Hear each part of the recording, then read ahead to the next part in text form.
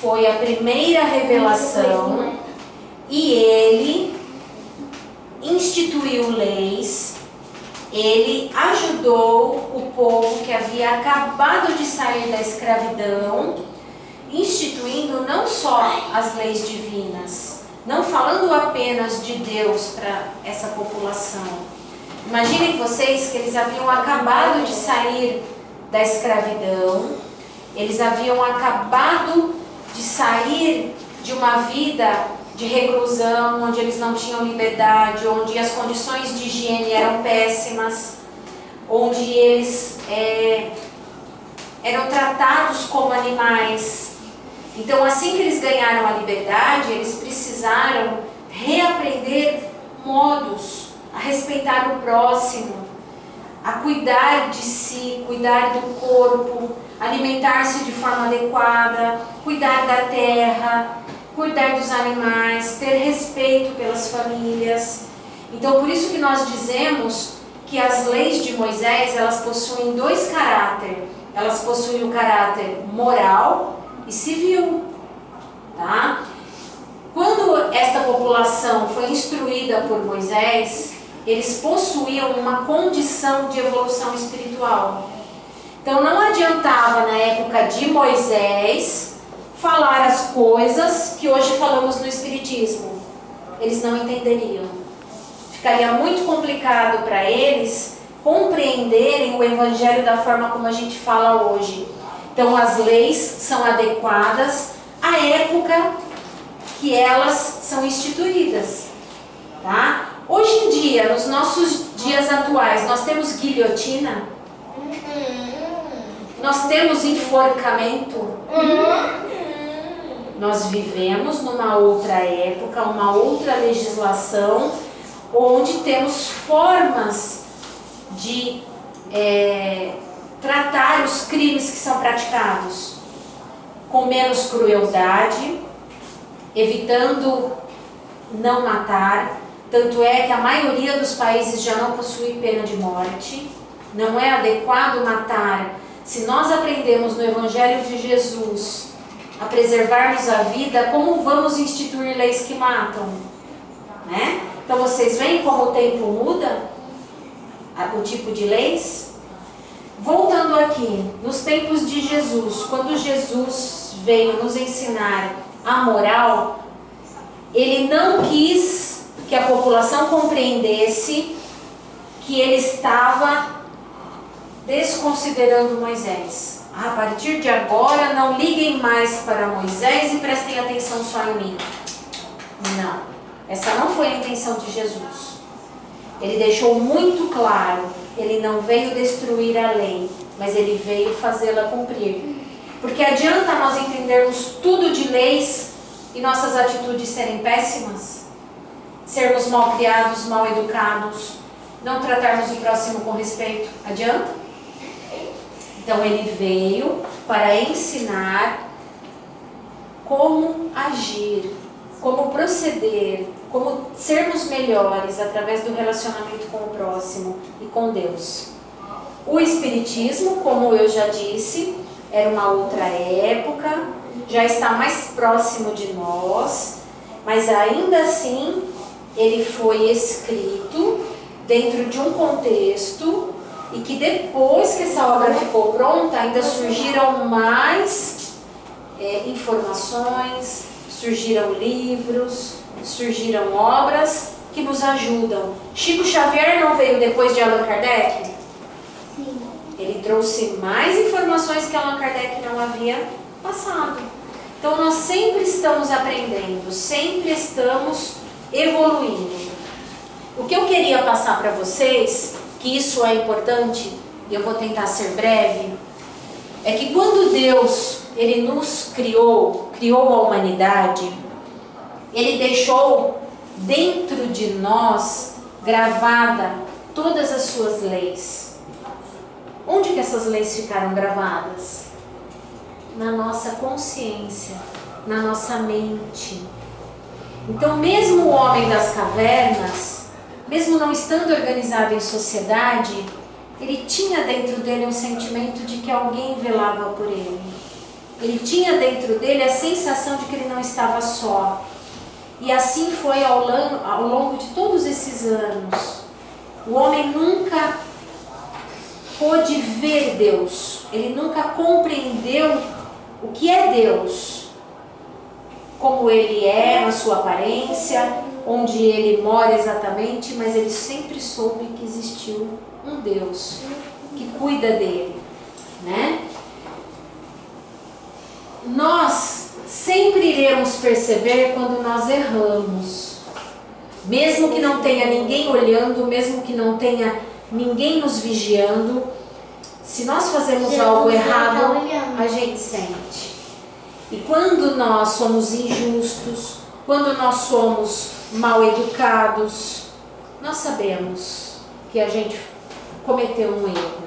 Ninguém precisa contar para nós, ninguém precisa falar você errou. Lá no fundo a gente sabe que a gente errou, tá? Só que normalmente a humanidade, ela tem a seguinte condição de pensar: eu consigo viver sem Deus. Eu consigo viver sem precisar conhecer as leis de Deus. O homem acha que ele consegue. Então, de tempos em tempos, o que Deus faz? Ele manda para nós homens de bem, homens um pouco mais evoluídos que nós, em missão, para nos relembrar destas leis que nós esquecemos, que estão na nossa consciência, tá? Então, estes homens, eles são espíritos encarnados com o objetivo de fazer a humanidade avançar. Porque nós temos que nos lembrar que não podemos levar uma vida sem Deus. E isso não depende do espiritismo apenas, tá? O que precisa ficar claro para nós é que em todos os tempos, em todas as épocas e em todas as nações, Deus mandou esses homens de bens para nos ajudarem. Aqui tem um exemplo para vocês. Mesmo antes de Jesus nascer, por isso que na história o nosso calendário é calendário gregoriano, ele adotou antes de Cristo e depois de Cristo. Então, mesmo antes de Jesus nascer, nós tínhamos homens que ajudavam as pessoas a serem melhores. Pessoas que viviam em outros países, em outras regiões que não eram a região de Jesus. Nós temos os orientais, nós temos Buda, nós temos Lao Tse do taoísmo, Buda é do budismo. A gente não vai falar da Madre Teresa. Vamos. Confúcio, que a doutrina dele era o confucionismo, a Madre Teresa, o Maomé e o Gandhi. Se vocês prestarem atenção, Gandhi nasceu na Índia. Maomé, ele era árabe e a religião era o islamismo. Ela parece freira, né? Ela era uma freira católica, então ela está aqui representando o catolicismo. Hoje eu não vou entrar em detalhes, para a nossa aula não ficar muito longa, mas na próxima semana a gente lê um pouquinho de cada religião para vocês conhecerem mais. O mais importante hoje é vocês terem a noção de que não é somente o espiritismo que salva, não é somente o espiritismo o dono da verdade. Nós não podemos nos colocar numa condição de melhores, de que sabemos tudo e de que somente quem é espírita que vai para o céu. Tá errado. Todo mundo Olha vai pro céu. quantas pessoas de bem que fizeram coisas boas e eram de outras religiões. Inclusive o Maomé é da religião destes homens bomba de hoje. Os homens bomba interpretaram a lei de uma forma equivocada, não seguem o islamismo da forma como Maomé pregou, e nós temos que ter essa condição de diferenciá-los, tá? Não é porque existe homem bomba que Maomé não serve. O islamismo tem duas partes, o xiita e a outra parte. Os xiitas são os rebeldes. Isso. Aqui nós temos um resumo e na próxima aula a gente entra em detalhes, mas o Gabriel lembrou bem. Quando Maomé faleceu, ele precisava de um sucessor. Ele precisava de alguém que substituísse ele.